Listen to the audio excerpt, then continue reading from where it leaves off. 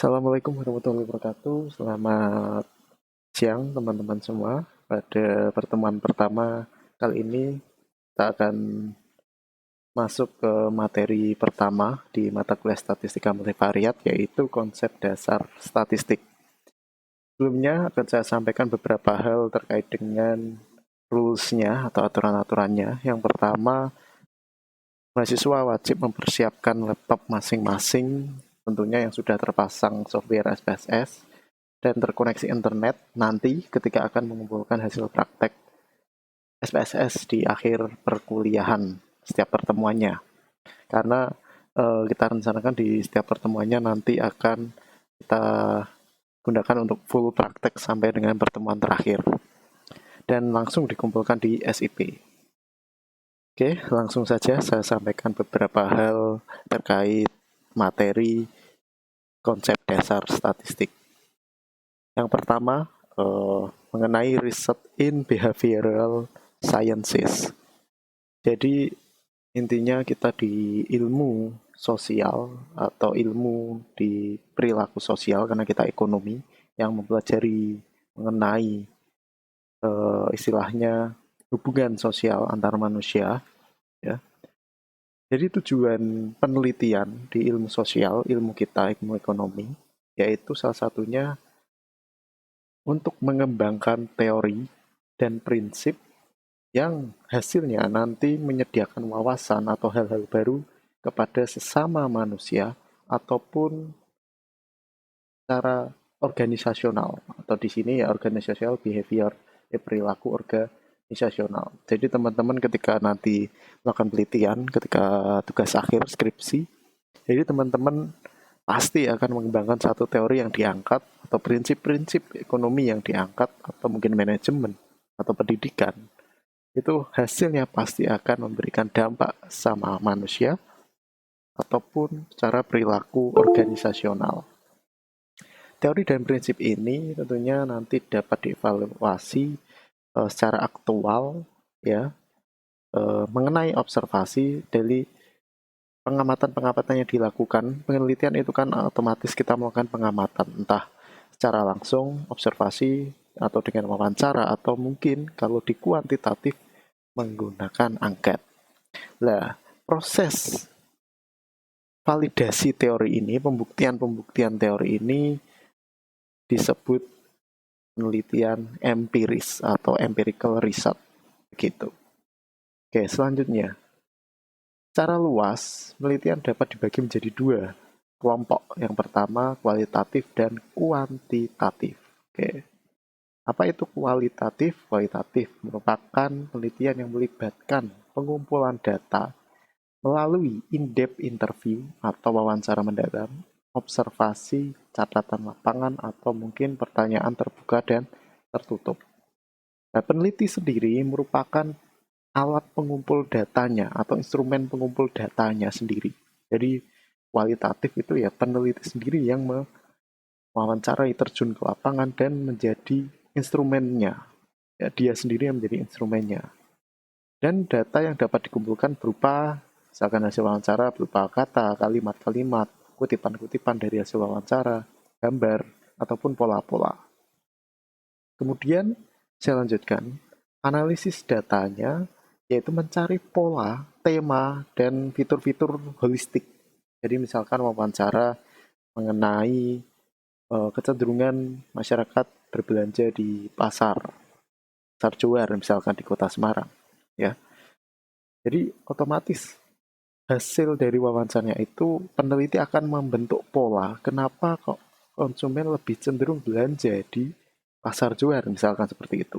Dari jawaban-jawaban konsumen yang sudah dipilih atau istilahnya informan yang sudah dipilih akan membentuk pola-pola dari satu informan ke informan lain. Hasil dari penelitian itu dari kualitatif sendiri, ya, lebih spesifik dan dilaporkan secara naratif dengan deskripsi kontekstual dari kutipan-kutipan yang didapat peneliti ketika di lapangan. Oke, lanjut kuantitatif. Nah, ini berbeda. Kuantitatif tentunya di sini melibatkan pengumpulan data secara lebih terukur menggunakan data atau istilahnya instrumen yang lebih terstruktur, reliable, dan datanya, pengumpulannya harus divalidasi melalui sumber-sumber data yang telah didapatkan, entah sekunder atau primer. Kuantitatif sendiri mungkin yang seperti teman-teman mahasiswa tahu, kuantitatif biasanya digunakan hampir sebagian besar mahasiswa, ya, karena memang dianggap lebih cepat. Nah, tapi tentunya kalau masalah cepat dan mudah itu dari mahasiswanya sendiri, gitu. Kuantitatif ini biasanya angketnya, modelnya pakai angket, ya, pengumpulan datanya. Kalau tadi kan pedoman wawancara yang kualitatif. Kemudian saya lanjutkan, ya, sifat data dari variabel di kuantitatif, yaitu sifatnya data itu dari variabel dan analisis data secara statistik mengenai hubungan. Misalkan di sini ada penelitian mengenai pengaruh, kemudian korelasi, seperti itu hubungan, relationship. Jadi hasil datanya biasanya nanti dapat dihubungkan. If properly done, result offset are generally in entire population. Jadi jika penelitian telah selesai, penelitian kuantitatif di sini, maka hasilnya dapat digeneralisasikan kepada seluruh populasi. Berarti yang diteliti hanya sampelnya saja, gitu. Jadi kalau kita ingin menguji coba istilahnya satu populasi, yang kita teliti itu hanya sampelnya saja. Jadi contoh kita ingin mencoba satu masakan atau kue misalkan. Kita tidak perlu coba semua untuk mengetahui kue itu enak atau tidak, tapi bisa kita ambil sampelnya saja. Kalau enak berarti seluruhnya juga enak. Nah, itu contoh kecil dari kuantitatif. Selanjutnya, Anda nanti akan kenal mengenai jenis-jenis variabel, jadi dari karakteristiknya dan lain sebagainya. Variabel apa itu variabel? Variabel merupakan karakteristik dari individu atau objek yang tentunya dapat diukur. Kuncinya di sini can be measured, dapat diukur. Ada dua jenis variabel, yang pertama kualitatif dan kuantitatif. Oke, dari sini mungkin ada yang ditanyakan, tapi misalkan kalau belum jelas bisa dilanjutkan via Google Meet atau menggunakan istilahnya media-media yang lain agar kita bisa istilahnya saling feedback, ya, memberikan tanggapan. Oke, variabel kualitatif yang pertama, kualitatif variable are those variable differ kind of rather than degree. Jadi variabel kualitatif itu biasanya disebut di sini ada dua, yaitu skala, dibentuk skala nominal dan ordinal. Skala nominal di sini contohkan yaitu cirinya kategori. Contoh gender, agama, ras, warna, pekerjaan. Di sini disebut skala nominal. Kualitatif, ya. Skala nominal karena hanya kategori, pengelompokan gender, laki-laki perempuan, agama Islam, kemudian Kristen, Hindu, Buddha, Katolik, nah, hanya pengelompokan saja. Tapi kuncinya tadi dapat diukur gitu. Kedua, masih di kualitatif variabel yaitu ordinal scale. Kuncinya ordering. Jadi istilahnya ada tingkatan. Contoh di sini 1 sangat setuju, 5 sangat tidak setuju. 1 sangat puas, 5 sangat tidak puas. Nah, berjenjang seperti itu. Atau dibalik, itu juga bisa. Ini biasanya ditemui teman-teman ketika mengisi angket. Nah, ini masuknya skala ordinal. Ada lagi di sini. Itu kategoris geographic region atau contoh-contoh yang lain yang merupakan data dikotomus. Ya. Oke, saya lanjutkan. Variabel kuantitatif juga ada dua. Tentunya lebih dapat diukur lagi. Interval dan rasio skalanya. Ya, ini skala interval dan rasio masuknya variabel kuantitatif. Interval sendiri. Interval di sini kuncinya itu range and distance. From arbitrary zero measure unit interval. Jadi 0 itu tidak mutlak di sini. Contoh suhu. Ya, Semakin tinggi suhunya maka semakin panas, ya. Rank di sini kan, ranking. Semakin tinggi semakin apa.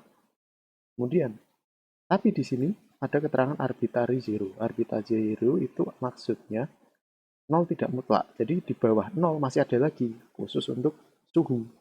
Ya, min 10 berarti sudah di bawah titik beku gitu.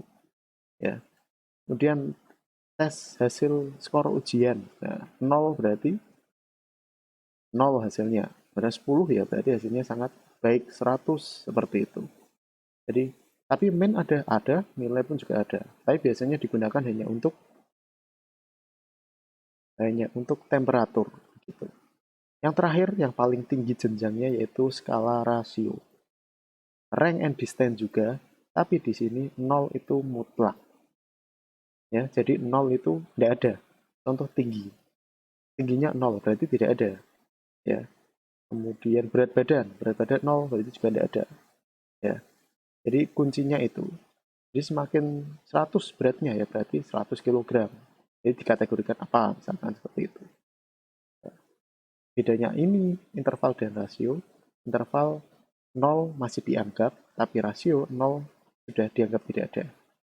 Nah, hal itu semua nanti dapat Anda temui pengukuran-pengukuran seperti itu dapat ditemui di SPSS sebagai alat bantu kita dalam praktek di mata kuliah statistika multivariat. Saya kira itu untuk materi singkat secara daring kali ini. Selanjutnya teman-teman dapat membuat refleksi dari materi yang sudah saya berikan. Jika tidak ada atau mungkin ada yang belum jelas, bisa konsultasi langsung melalui grup WA, ataupun jika ingin lebih jelas lagi bisa bertemu di Zoom atau Google Meet untuk saling istilahnya memberikan pertanyaan yang mungkin dianggap belum jelas. Saya kira itu untuk materi singkat pada kali ini. Mohon maaf kurang lebihnya, saya akhiri. Wassalamualaikum warahmatullahi wabarakatuh.